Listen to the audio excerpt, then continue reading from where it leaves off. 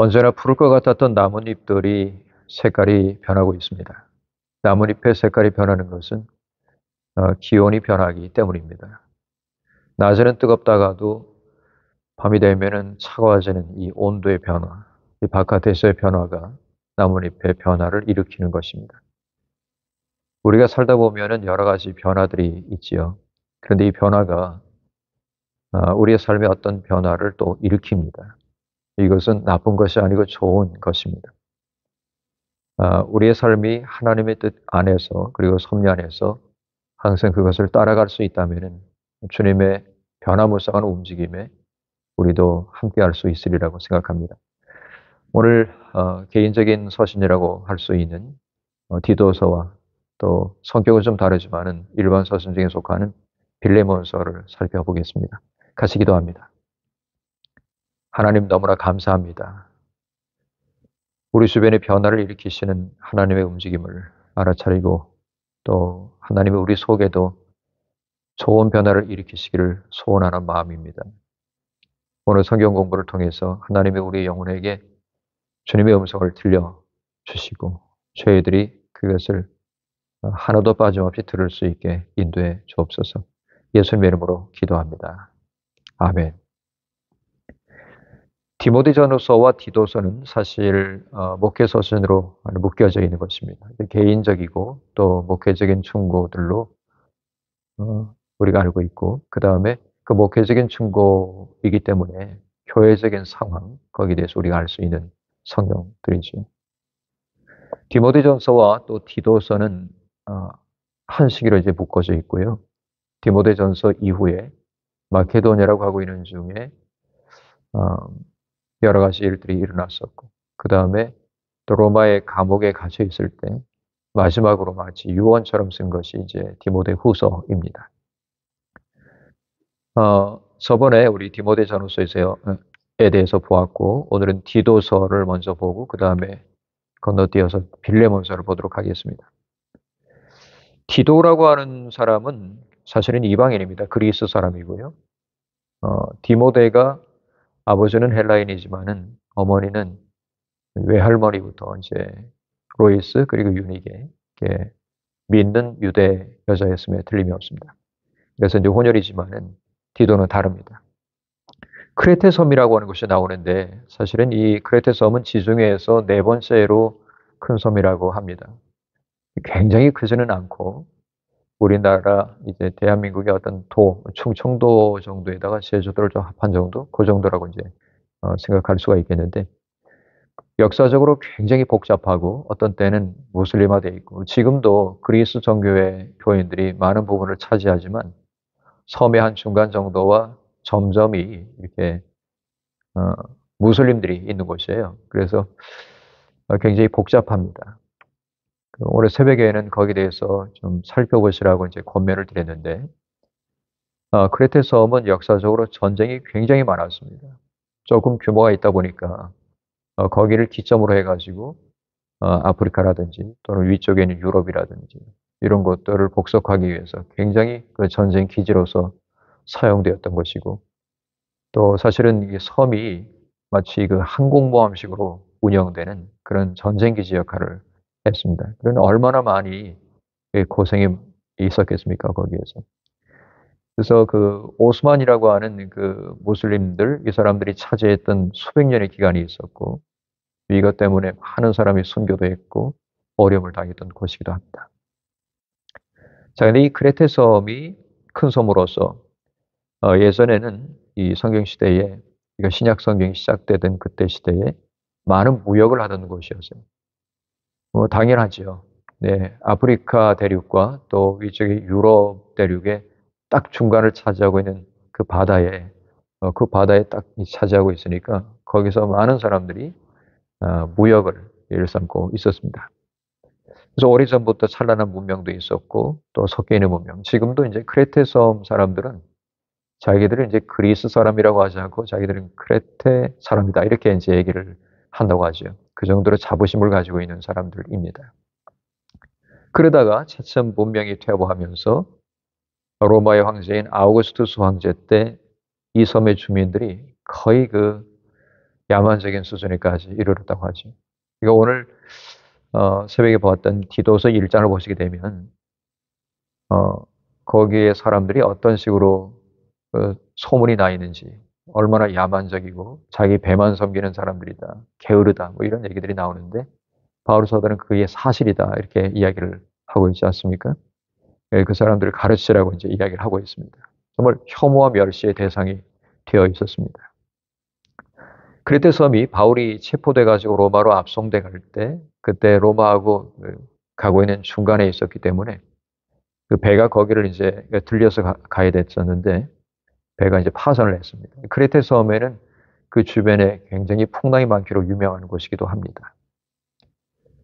바울이 마케도니아로 가는 길에 이 섬에 디도를 남겨뒀고 전도라든지 또 이단을 처결한다든지 또 교회를 조직한다든지 하는 사역들을 맡겼습니다. 그리고는 얼마 후에 디도서를 이제 쓰게 되었던 것이죠. 자, 그러면 내용을 보겠습니다. 내용은 굉장히 간단합니다. 크레테 섬에서의 목회에 대해서 쭉 얘기를 하는데 세 가지로 간단하게만 살펴드리겠습니다. 좀 전에 살펴드린 바와 같이 디도는 그리스 사람이고 이방인입니다. 그렇지만은 예수님을 믿은 다음에 제자가 되었고 바울의 아주 강력한 동역자가 된 사람입니다. 바울이 신뢰하는 사람이었고 또 무엇인가 사람들 사이에 화해를 일으키는 걸 참 잘하는 사람이었어요. 예루살렘에서 유대인들이 디도라고 하는 사람이 하나님의 그 교회 일꾼이라는 사실을 알게 되었을 때 그때 마음 가운데 좀 꺼림직한 부분이 뭐였냐면 이 사람이 이방인이다 그겁니다. 디모데까지만 해도 어머니가 유대인이니까 디모데는 이제 모계를 이제 가니까요. 유대 혈통은 이제 모계를 따라서 가니까 디모데를 이제 그 유대인으로 보았는데 근데 디도는 그렇게 도저히 못 봐주겠다는 거죠. 그래서 할례를 줘라라고 이제 얘기를 했습니다. 이 사람이 이방인이지만 할례를 줌으로써 유대인들에게도 복음을 이제 전파하는데 좀 유익하게 될 거다. 이런 식으로 이제 생각을 한 겁니다. 그러나 바울은 거기에 대해서 아주 절대 반대를 했죠. 우리가 가지고 있는 이 율법의 짐을 저들에게도 지우는 것이 마땅치 않다라고 얘기를 했습니다. 자, 그 다음에 3차 전도 여행 때 당시 바울이 에베소에서 3년 동안 머물고 있는 동안이 있었는데 그때 고린도 교회에 안 좋은 일이 일어났습니다. 그러니까 사람들이 이제 바울 사도가 좀 관심이 떨어져 가지고 3년 동안 오지도 않고 에베소에 너무 편애를 하면서 거기 이제 머무르는구나 이렇게 이제 생각을 하게 된 거죠. 그래서 바울하고 고린도 교회 사이에 굉장히 그 관계가 최악으로 치닫고 있었어요. 심지어는 이 바울을 오해하고 또 오해를 일으키고 분열을 일으키는 무리들이 교회 속에서 목소리가 커지기 시작했습니다. 그때 디도가 바울의 진심 어린 편지를 가지고 고린도를 방문하게 됩니다. 그래서 이제 화해를 이끌어내는 이야기가 아주 유명한 일화로 있습니다. 그리고 디도서는 이제 그 디모데 전후서와 대동소이한 비슷한 내용을 담고 있습니다. 짧지만 세 장으로 이루어진 짧은 길이지만은 크레테 섬에서 전도한 결실로서 많은 신자들을 각 성에서 얻게 되는데 꽤 큰 것이죠. 우리나라 뭐 도만 하면 굉장히 많은 그 교회들이 그곳에 전도를 통해서 이루어지게 됐을 텐데 그렇게 되다 보니까 목회자가 필요한 거예요. 작은 어떤 지역이 아닙니다. 우리 리치몬드만 해도 교회들이 굉장히 많은데 많은 목회자들이 있는데 이 목회자를 세우지 못하고는 이 사역이 이루어지지 않는다는 것을 알게 되었고 그래서 이 섬에서 전도한 결실로서 많은 신자를 얻었을 때 이 교회들이 각 성마다 든든하게 자리를 잡기 위해서는 목회자가 이제 필요했던 것입니다. 그래서 먼저는 이제 이 목회자를 세우는 직무를 주면서 디도를 남겨두고 그 남겨진 일을 하라고 이제 이야기를 했던 것입니다. 사실 디도 혼자만 있을 때는 거기 전도의 결실로 많은 사람들이 있었지만은 이 사람들이 흩어지게 되었고 심지어는 거기다가 존재했던 그 지역에 먼저 존재하는 그 이단설 이런 것들이 교회 속에 침투해가지고 큰 혼란을 일으키게 되었던 것이죠. 그래서 디도서 1장 5절은 이렇게 이야기합니다. 내가 너를 크레테에 남겨둔 이유는 남은 일을 정리를 하고 내가 명한 대로 각 성에 장로들을 세우게 하기 위함이다. 이렇게 이야기를 했습니다. 그러니까 남은 일을 정리하는 것, 무엇인가 일을 하고 있었는데 남은 일을 정리해야 될 것이 있었다는 의미지요. 그 다음에 남은 신자들을 가르치고 경계하고 심지어는 꾸짖고 신앙과 도덕을 다시 세우는 일이었습니다.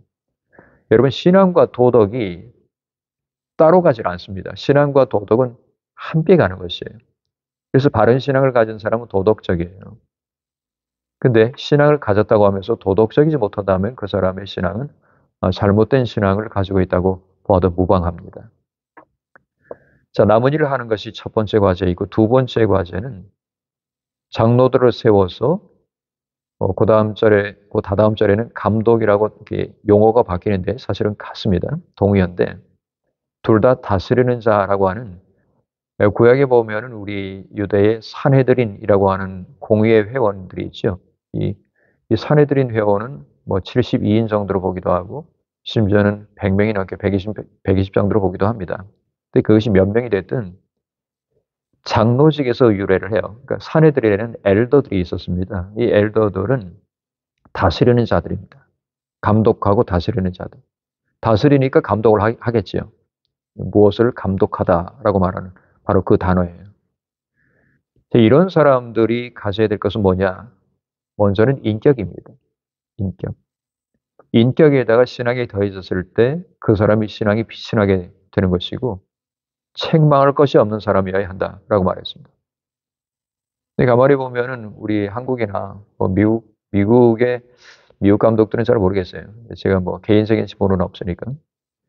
근데 한국의 어떤 그 감독들을 볼 때 그분들이 정말로 인격적일까 이렇게 생각했을 때 꼭 그렇지는 않은 것을 해석하지만은 알게 되죠.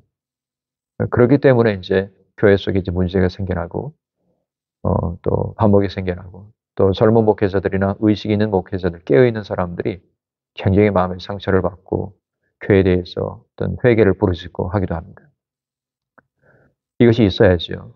네, 그런 목소리가 있어야 하고 우리는 그들을 위해서 우리는 기도를 해야 되는 것입니다. 어쨌든 인격을 가지되 자신들이 가지고 있는 신앙과 윤리적인 순결 위에다가 나그네를 접대하는 일 적극적으로 실행을 해야 되습니다. 이것을 선행이라고 얘기를 하는데 나그네 대접을 가지고 필록세노스라고 합니다. 필록세노스라고 하는 무슨 뜻이냐면 나그네를 사랑하다. 나그네가 뭡니까? 집 없이 떠도는 자를 가리키죠. 집 없이 떠도는 사람을 사랑하는 사람. 그 사람이 되어야 한다는 것입니다. 고대 사회 속에도 사람들이 뭐 여행을 해야만 됐기 때문에 어떤 여행들을 하는데 그 당시에는 뭐 숙박업소가 있기는 있지만은 굉장히 비싸고 그다음에 위험했다고 합니다. 부도덕으로 악명이 높고 거기서는 사건들도 많이 일어나고 뭐 길 중에서도 여러분 알다시피 여리고로 이제 지나가는 도중에 강도 만난 자의 얘기가 있지 않습니까? 그 사마리아인의 비유. 그것처럼 항상 이 부도덕이 있는 거죠. 차를 타고는 빨리 가겠지만 사람들이 뭐 걸어가야 되니까 짐승 타고 가면은 그 오죽 그 마음만 먹으면은 강도질하기 참 좋지 않겠습니까? 네, 그런 일들이 많이 있었던 겁니다. 배도 마찬가지고요. 그래서 그리스도인들, 특별히 교회 지도자들, 목회자들인 감독과 장로들은 바로 그런 일에 소중한 전도의 기회를 삼아가지고 그 일에 앞장서고 선행을 해야 되는 사람이어야 한다라고 말합니다. 그래서 우리 연합감리교회의 파르시니지 그 목사관에서는 이런 규정이 있어요. 언제든지 나그네를 접대할 수 있도록끔 그 방이 하나가 마련돼야 되고 그들이 빨래를 할 수 있게 세탁을 할 수 있는 방이 있어야 된다. 이렇게 규정이 있어요. 그리고 그것은 2층이 말고 1층에 그것이 있어야 된다. 이렇게 얘기합니다. 왜 1층에 있어야 된다고 말할까요? 네. 만약에 나그네가 장애인이라면 오르내리기 쉽지 않겠죠. 그러니까 그냥 단층에서 그 일을 할 수 있도록끔 아주 세밀하게 어, 그, 그 조항까지 이렇게 만들어 놓은 거죠. 그런 뜻이 있습니다. 자, 그 다음에 세 번째 디도에게 주는 이 과제는 뭐냐면 바로 가르치는 일을 잘하라는 것이었습니다. 디도서 2장 1절에 오직 너는 바른 교훈에 합당한 것을 말하라 이렇게 말합니다. 이것은 하나님을 시인하지만은 행동으로는 부정하는 사람들, 이런 사람들을 경계하라는 것이죠. 그리고 이단에 있는 사람들 특별히 경계를 해야 됩니다. 왜냐하면 이단 정파 사람들은 당파라든지 학파 이런 것들을 가지고서 교인들을 계속해서 분열시키는 역할을 했어요. 여러분, 우리도 이런 일들이 있습니다. 우리 리시몬드에도 구원파도 있고 여러 이단 사설들이 있습니다. 뿐만 아니라 교회 속에서도 자기가 믿는 도리를 가지고 그 평신도 신도들끼리 서로 반목하게 만들고 또 잘못된 것을 계속해서 이야기하는 그런 사람들이 있어요. 이게 굉장히 합당치 않습니다. 게다가 디도서는 아주 특이한 대목을 얘기를 하는 것이 있는데 2장 3절입니다. 늙은 여인들을 가르치는 자로서 훈련해 가지고 젊은 여인들을 가르치도록 하여라 라고 이렇게 얘기합니다. 이게 굉장하죠. 늙은 여인들을 생각해 보면은 나이가 든 여인들은 굉장히 소외되기 쉽습니다. 요즘도 그런데 이때는 오죽했겠습니까? 근데 그분들을 젊은 여인들을 교육하는 교육자로 세워서 그들을 가르칠 수 있도록 하라라고 말한 것은 교회 안에서 어떤 차별이나 또는 일치와 화합을 하지 못하는 이런 일들이 없도록끔 또 정말로 이 고대 세계에 여성들이 해방되고 또 여성들이 또 가르치는 입장에 서게 되고 하는 것에 중요한 지침이 마련되게 되는 거죠. 자, 이렇게 디도서를 살펴보겠습니다. 자, 그 다음에는 빌레몬서를 짧게 한번 살펴보겠는데 사실 빌레몬서는 목회서신은 아닙니다. 왜냐하면 한 사람에게 목회를 위해서 한 것은 아니에요. 근데 개인적인 사실은 서신이에요. 빌레몬에게 보낸 서신이기는 하지만 그러나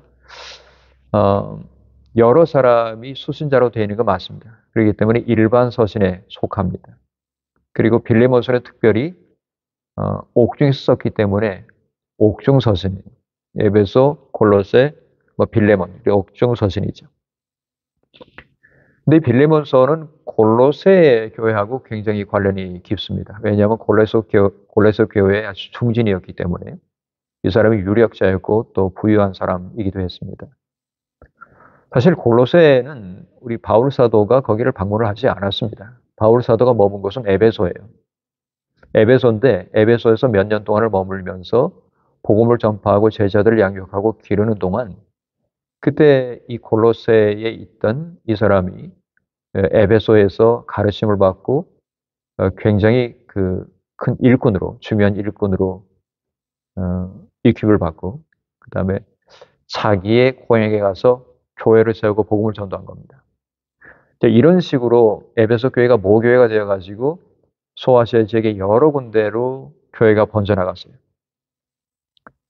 특별히 빌레몬서는 로마의 옥중에 갇힌 바울과 또 디모데가 빌레몬과 그의 집에 있는 교회에 편지한다. 이렇게 이제 얘기를 한 거죠. 그러니까 빌레몬 개인과 그 다음에 그 교회에다가 편지를 지금 보내는 내용입니다. 빌레몬서의 목적이 있어요. 분명한 목적은 빌레몬을 통해서 옥중에 갇힌 중에 얻은 아들 오네시모를 형제로 영접해주고 해방시켜달라라고 하는 것이었습니다. 왜냐하면 오네시모가 빌레몬의 종이었는데 이제 도주를 해가지고 로마에 잠입했다가 잡혔어요. 잡혀가지고 감옥에 가셨는데 때마침 이제 그때 로마의 옥중에 갇혀 있던 이 바울을 만나게 된 거죠. 그래서 그에게 복음을 전해 듣고 회개하고 사람이 일꾼이 되게 된 겁니다. 이 고대 사회 속에서 노예가 도망간다? 중죄입니다. 오네시모가 복음으로 영적인 자유인이 됐지만은 정말 영적인 자유인으로서 살기를 원하지만 그러나 이 사람이 도망간 노예인 건 맞잖아요. 그러니까 이 사람이 행정적으로도 이 해방받기를 원했던 거죠. 또 용서도 받고. 그래서 빌레몬의 승낙이 없이는 오네시모를 동역자로 쓰고 싶어도 쓰기 힘들겠다라는 생각이 들어서 빌레몬과 또 그의 교회에다가 내 편지를 보내게 된 겁니다. 간곡한 편지입니다. 자, 내용을 살펴드리겠습니다. 사실은 빌레몬서는 뭐 한 장으로 이루어져 있고 한 장 속에 절수가 25절로 되어 있어요. 그러니까 딱 25절로 되어 있는 짧은 서신이지만 그 속에는 놀라운 사랑의 이야기가 들어있고 그 정말 평등의 이야기가 들어있어요. 오네시모의 주인인 빌레몬이 바울이 에베소에 머무는 동안에 복음의 감화를 받고 그리스도인이 된 유력한 사람이라 그랬지 않습니까? 그가 자기의 집이 있는 골로새에 가서 자기의 집을 내어놓고 교회로 썼습니다. 그리고 자기의 모든 재산을 복음 전파에 아낌없이 바친 사람이에요. 완전하게 변화된 사람인 거죠. 그리고 바울이 로마 감옥에 있는 동안에 낳은 아들이라고 이제 10절에 빌레몬서 1장 10절에 이야기를 하는데 이 사람은 오네시모입니다. 바울은 결혼한 적이 없어요. 그러니까 실질적으로 자기 아들은 없죠. 복음으로서 누군가를 낳았다라고 했을 때는 영적인 아들이라고 충분히 말할 수가 있겠습니다. 원래 이 사람이 빌레몬의 노예였는데 주인 집에서 무슨 이유인지 모르겠어요. 빌레몬이 참 좋은 사람이었는데 아마도 자유가 그립기도 하고 그러니까 좀 돈이 있어야 되겠고 그러니까 좋은 사람이니까 어떻게 나를 끝까지 쫓아와서 함부로 하지는 않겠지 아마 그런 생각이 있었을 수도 있습니다. 결국은 이 빌레몬 집에서 귀중품을 훔쳐가지고서는 도망을 간 거예요. 오네시모가. 이제 로마로 도망을 왔다가 큰 데 오면은 이제 안 잡히겠지 생각했다가 잡혀버렸어요. 잡혀가지고서는 감옥에 수감됐는데 이 오네시모가 바울의 가르침에 감동을 받아서 회개하고 신실한 그리스도인이 됐던 겁니다. 감옥에서. 근데 바울이 오네시모의 그 인간됨 그리고 그 신앙심에 감동을 받고 동역자로 삼기를 원했습니다.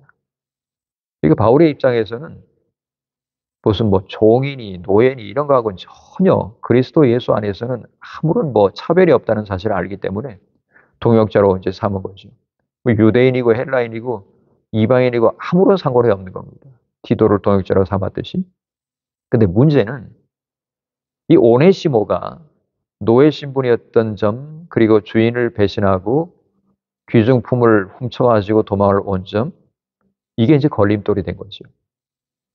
바울은 이 문제를 해결하기 위해서 고심을 하다가 주인 빌레몬에게 골로새 교회에 있는 빌레몬에게 편지를 써야 되겠다고 생각을 하고 빌레몬의 승낙을 받기 위해서 이제 이 편지를 쓴 겁니다. 간절한 마음으로 부탁을 합니다. 16절에 이렇게 말합니다. 종과 같이 대하지 말고 종 이상으로 곧 사랑받는 형제로 대해달라 이렇게 얘기를 합니다. 그리고 오네시모가 빚진 것이 있으면은 내가 책임을 지겠다고 그렇게까지 18절에 이야기를 하지. 그 이후의 얘기는 알려지고 있지는 않습니다. 어떤 식으로 했는지.